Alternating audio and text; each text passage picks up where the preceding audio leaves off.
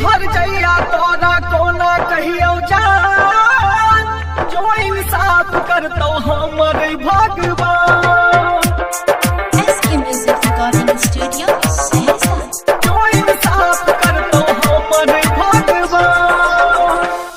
हर जइया तोरा कोना कहियो जान, जो इंसाफ करतो हमर भगवान।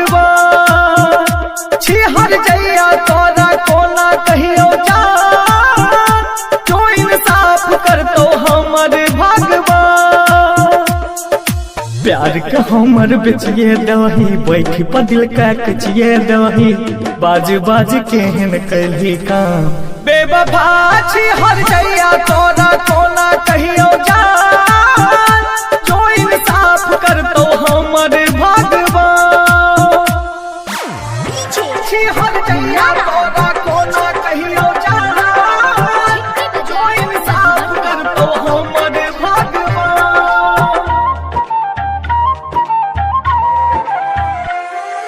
दिलवा का हमरा मिलैले हमरा राम गे, हे गे दिलवा का हमरा मिलैले हमरा राम गे।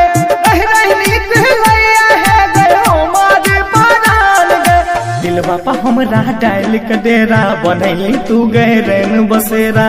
कुछ दिल कही यारा छोड़िया छी। हर जइया तोरा कोना कहियो जान, जो इंसाफ करतो हमर भगवान।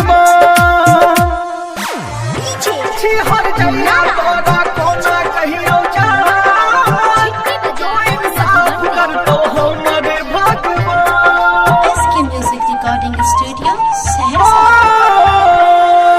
पीरतिया में पीर दे टूटा बड़ा भारी गे। पीरतिया में पीर दे टूटा बड़ा भारी गे। ऊपर से गोर रहे दिल के रहे कारी गे। देख के हमर नींद चोरैले प्यार हमारी जग में हंसैले। एहन प्यार के करे छी साला छोड़िया छी। हर जइया तोरा कोना कहियो जान, जो इंसाफ करतो हमर भगवान।